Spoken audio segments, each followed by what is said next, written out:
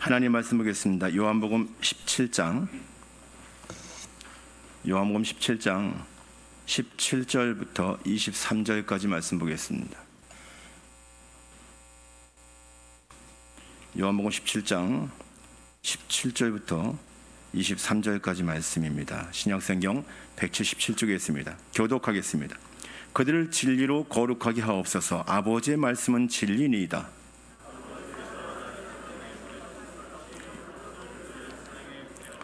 또 그들을 위하여 내가 나를 거룩하게 하오니 이는 그들도 진리로 거룩함을 얻게 하려 함이니이다.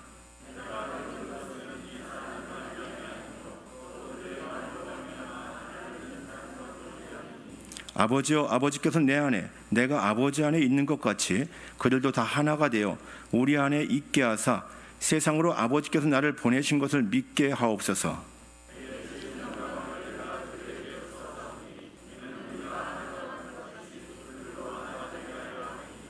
함께 읽겠습니다. 곧 내가 그들 안에 있고 아버지께서 내 안에 계시어 그들로 온전함을 이루어 하나가 되려 하게 하려면 아버지께서 나를 보내신 것과 또 나를 사랑하신 것 같이 그들도 사랑하신 것을 세상으로 알게 하려 함이로소이다. 아멘. 예, 우리 동영상을 보니까 우리가 교회가 협력하는 우리 양혜성 선교사님 목소리예요. 저 뒤에 계시는데 우리 양혜성 선교사님이 영상 선교사님이신데 코로나 때문에 국내에 들어와서 너무 귀한 사역들을 감당하고 계십니다. 지금 평화한국과 함께 협력하면서 사역 감당하시는데, 여러분들 모두 제자입니까? 제자가 되시기 바랍니다. 오늘 보면 요한복음 17장 우리 평화한국과 함께 협력하면서 오늘 통일 선교주의를 지키게 되어졌는데요. 지금 평화한국에서는 매년 평화 세일의 기도회를 진행합니다. 그래서 이번에는 우리가 평화한국과 오늘 통일 선교주의를 함께 보내게 됐습니다. 그래서 평화세일의 기도회에서는 요한복음 전체, 요한복음 1장부터 21장까지 매일매일 한 장씩 묵상하면서 기도하는 일들을 하고 있습니다. 오늘 요한복음 17장인데요. 요한복음 17장 전체가 예수님의 기도로 이루어져 있습니다. 예수님께서 다락방에서의 이 고별 설교를 마치시고 아주 길게 기도를 하시는데요. 정말 온 마음을 쏟아서 기도하셨습니다. 예수님이 이제 이 기도를 마치시면 체포당하실 것이고요. 십자가의 죽음을 당하실 것입니다. 그러니까 제자들을 앞에 두고 마지막 기도를 하시는 건데요. 얼마나 중요하고 간절한 기도이겠습니까? 오늘 좀 전에 영상에서 제자입니까? 라고 했는데요. 오늘 제자들을 위한 두 가지 기도가 소개되고 있습니다. 먼저 성도들을 진리로 거룩하게 해달라고 예수님께서 간구하십니다. 예수님의 제자들, 예수님께 속한 성도들은 세상에서 살고 있습니다. 하지만 세상에 속해서 세상과 어울려 살면 안 되는 사람들입니다. 세상에서 살고 있지만 세상과 어울려 살면 안 된다라는 거예요. 그들과 생각이 달라야 합니다. 세상에 속한 사람들은 어떻게 하면 잘 먹을까, 잘 입을까, 어떻게 하면 많이 가질 수 있을까를 생각하면서 삽니다. 그러다 보면 욕심에 이끌리게 되고 죄악에 빠지게 되는 것입니다. 그러나 예수님의 제자들은 그런 것이 인생의 목적이 될 수 없습니다. 그들은 하나님 나라에 속한 자들이기에 그 하나님 나라의 가치를 따라서 살아가야 합니다. 하나님의 뜻과 계획이 무엇인지를 생각해야 됩니다. 인생관과 가치관이 다른 거예요. 인생관과 가치관이 다른 거예요. 어떤 기업가를 만났는데 그분이 그러시더라고요. 예전에는 돈 많이 버는 것이 목적이었는데 이제는 그런 생각 다 내려놨다라는 것입니다. 그는 어떻게 하면 돈을 많이 벌 수 있는가, 어디에 투자하면 많은 수익을 낼 수 있는가를 잘 알고 있다고 합니다. 그러나 이제는 하나님 나라를 위해서 어떻게 섬길 것인가만 생각하며 살고 있습니다. 사업도 그게 목적이 되었다라는 거예요. 바로 그런 삶이 세상으로부터의 구별됨이고 거룩함입니다. 그런데 주님은 오늘 본문에서 어떻게 거룩해질 수 있다라고 말씀하십니까? 17절 보면요, 그들을 진리로 거룩하게 하옵소서. 아버지의 말씀은 진리니이다. 아멘. 제자들을 거룩하게 할 수 있는 것은 진리, 곧 하나님의 말씀입니다. 여러분, 우리가 거룩해지는 것이 잘 살아보자고 구호를 외치거나 마음의 다짐으로 가능한 것이 아닙니다.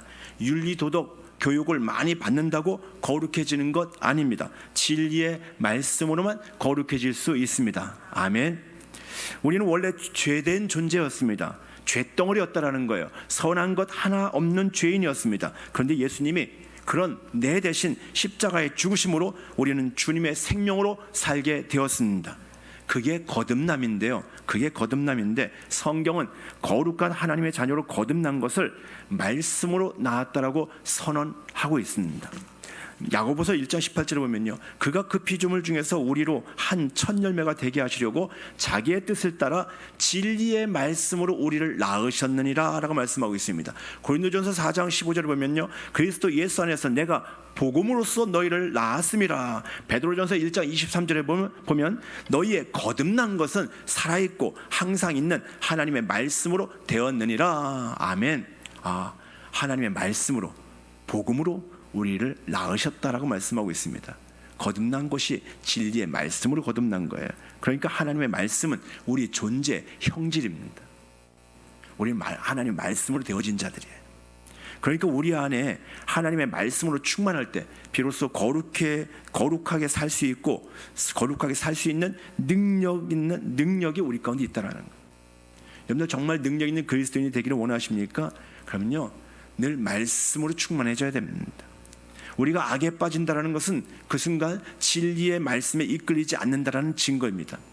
우리가 말씀으로 임하시는 주님 안에 거할 때 온갖 불의로 가득한 세상에서 승리할 수가 있는 것입니다.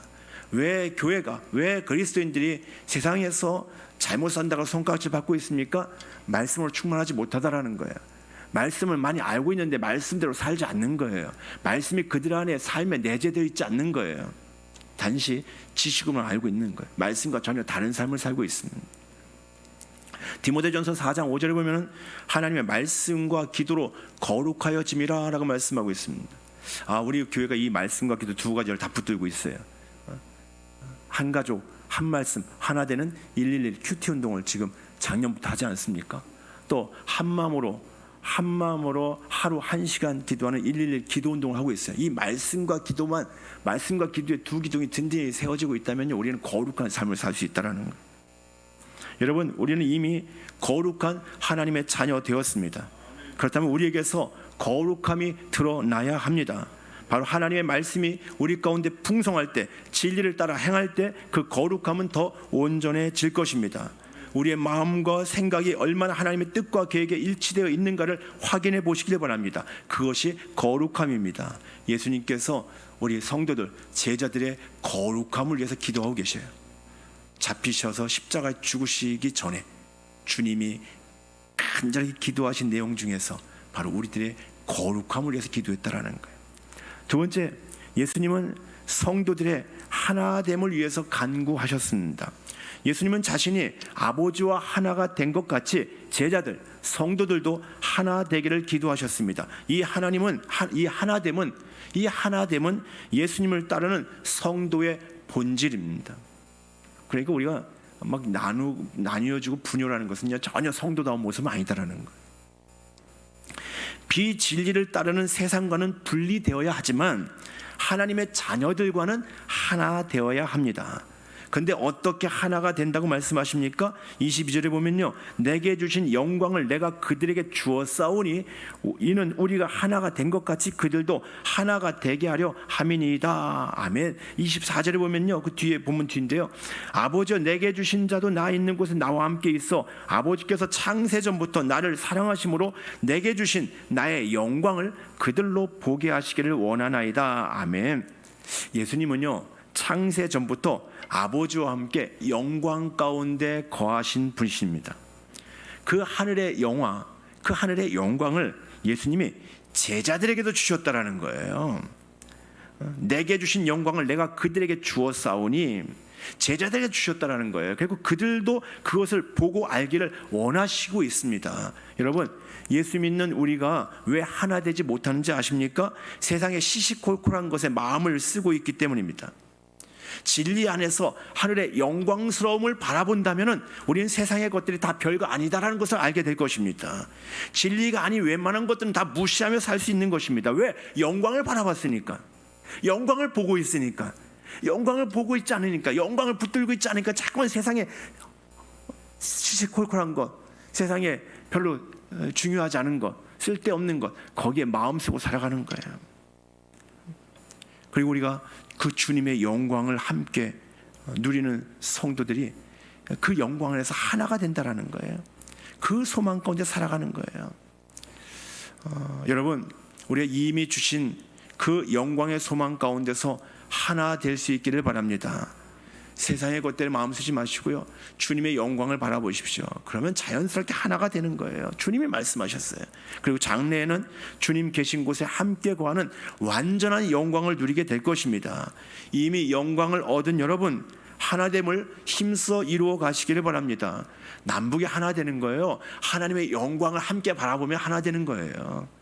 나만이 이렇게 분열과 갈등이 심하죠? 하나님의 영광을 바라보지 않기 때문에. 교회가 왜 그렇게 늘 분열하고 갈등합니까? 하나님의 영광을 바라보지 않기 때문에. 세상을 바라보니까 그렇게 분열하고 갈등하는 거예요. 그런데 여러분, 우리 주님의 또 하나의 아주 중요한 관심이 무엇인지 아십니까? 우리의 거룩함과 하나됨을 통해서 주님이 이루시고자 하는 것이 무엇인지 아십니까? 그것은 세상에 하나님을 드러내는 것입니다. 18절 말씀 보면요, 아버지께서 나를 세상에 보내신 것 같이 나도 그들을 세상에 보내었고 라고 말씀하십니다. 주님은 하늘 영광의 보좌를 떠나서 이 세상에 오셨고요, 결국 세상을 구원하시기 위해서 십자가에 죽으셨습니다. 이제 주님은 자신을 닮은 성도들, 제자들을 그 세상에 남겨놓으셨습니다. 세상에 우리를 남겨놓으셨습니다. 그것은 사명을 위해서입니다. 아무 생각 없이 세상에서 똑같이 먹고 마시고 즐기며 살라라는 것이 아닙니다. 세상 속에서 진리로 거룩하게 살라는 것입니다. 하나님의 자녀로 살면서 하나님을 알게 하고, 세상 사람들에게 하나님을 알게 하고 그들에게 생명의 길을 보여주는 것입니다. 우리를 남겨놓으신 목적이 그거예요. 우리가 세상에서 거룩하게 자신을 구별하지 않으면 세상과 똑같아지는 것이고요, 하나님의 거룩한 사명은 감당할 수 없게 될 것입니다. 또한 하나됨을 이루지 못한다고 한다면, 교회가 하나 되지 않는다면, 교회가 서로 사랑하지 않는다면 세상에서 손가락질 받을 뿐만 아니라 세상을 살리기 위한 동력을 잃어버리게 될 것입니다. 21절에 보면요, 세상으로 아버지께서 나를 보내신 것을 믿게 하옵소서. 23절에 세상으로 알게 하려 함이로소이다. 그러니까 우리의 하나됨은 복음 전파를 위한 것입니다. 우리 주님은 세상을 마음에 품고 계셨습니다. 그리고 이제 남겨놓으신 우리 성도들, 남겨놓으신 제자들을 통하여서 그분의 나라를 이루어 가시려는 것입니다. 여기 모인 여러분은 주님의 나라가 임하는 것이 목적일 것입니다. 왜? 주님이 우리에게 하나님 나라가 이루어지길 위해서 기도하라고 하셨거든요. 주님 나라가 이루어지는 것이 우리의 목적이에요. 너희는 먼저 그의 나라와 그 의를 구하라 라고 말씀하시지 않았습니까? 그렇다면 거룩함, 하나됨이 우리 가운데 먼저 이루어져야 됩니다. 그게 우리의 삶의 방식이 되어야 합니다. 주님이 그것을 위해서 기도하고 계십니다. 우리의 거룩함을 위해서, 우리 하나됨을 위해서. 우리 봉선중학교 성도님들, 거룩한 자들 되시길 바랍니다. 하나된 삶을 사시길 바랍니다. 우리가 하나 될 때, 또 한국 교회가 하나 될 때 남과 북이 하나 될 수 있습니다. 그 일에 함께 마음을 쏟아 기도하고 헌신할 수 있는 여러분들 되시기를 주님의 이름으로 축복합니다. 네, 우리 찬양하고 잠시 기도하는 시간을 갖겠습니다. 우리 함께 찬양할 때 주님 나라 임하시네, 주의 날은 멀지 않았네.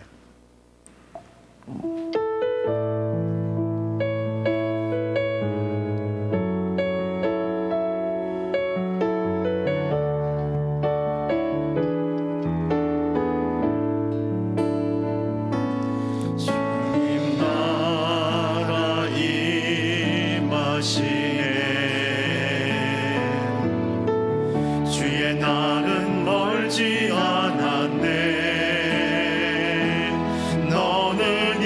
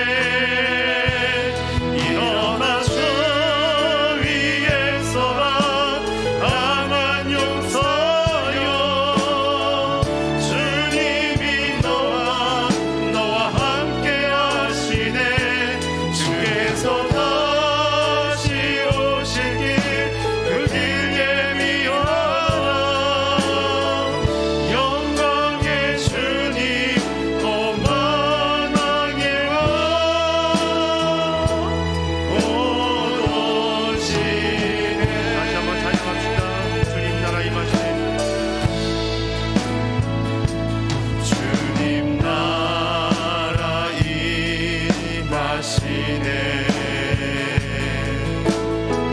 주의 날은 멀지 않았네.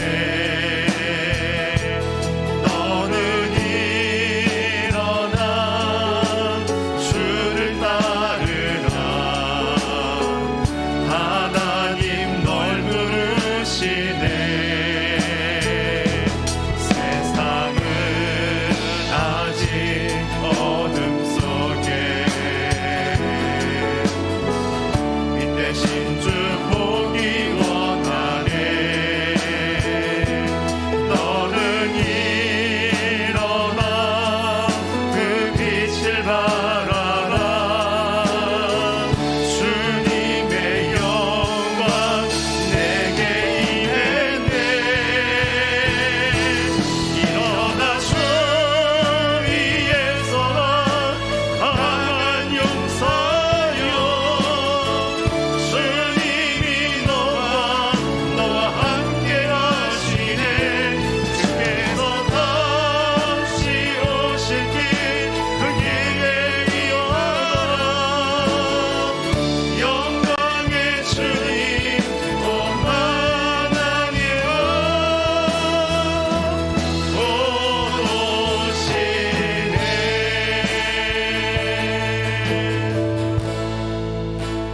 이제 세일의 평화 기도를 하는데 지금 세일의 기도를 하고 있습니다. 세 번째 일에 기도 제목 한번 띄워줘 볼까요?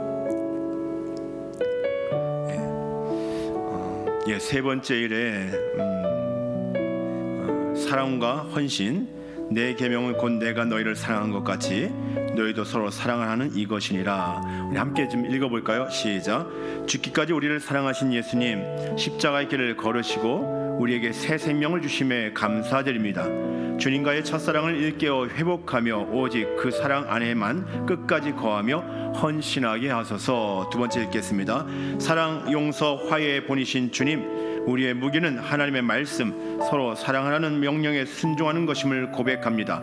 갈등과 반목, 보복과 폭력의 뿌리를 끊고 이 땅에 갈라진 곳에 주님의 사랑으로 평화의 초석을 세우는 자 되게 하소서. 세 번째, 변치 않는 사랑의 하나님, 고난의 길, 십자가의 길, 순교의 길을 주님 다시 오실 때까지 우리를 사랑하시는 이로 말미암아 넉넉히 완주하게 하소서.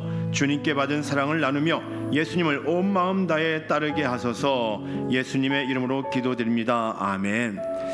이 세일의 기도 제목들 한번 다시 한번 눈으로 보면서 우리 함께 기도하는 시간을 좀 갖겠습니다.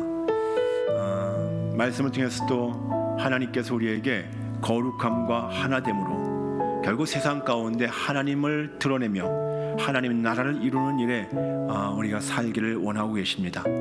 또 우리 박사님을 통해서 또 우리가 복음통일 무엇인가에 대해서 복음통일을 어떻게 할 것인가에 대해서 강의를 들었습니다. 결국에는 이 땅 가운데 하나님이 하나님 나라를 이루기를 원하십니다. 또 남북이 복음적으로 통일되어서 열방 가운데 하나님 나라를 이루는 일에 우리 대한민국이 하나님이 쓰시기를 원하십니다. 하나님 그런 나라가 되게, 그런 민족이 되게 하여 주옵소서. 같이 한번 이 기도 제목을 보면서 또 우리 주님의 마음을 따라서 같이 한번 간절한 마음을 가지고 합심하여 기도하겠습니다. 하나님 아버지의 은혜를 감사합니다. 우리 하나님께 저희들 사랑하여 주셔서 아버지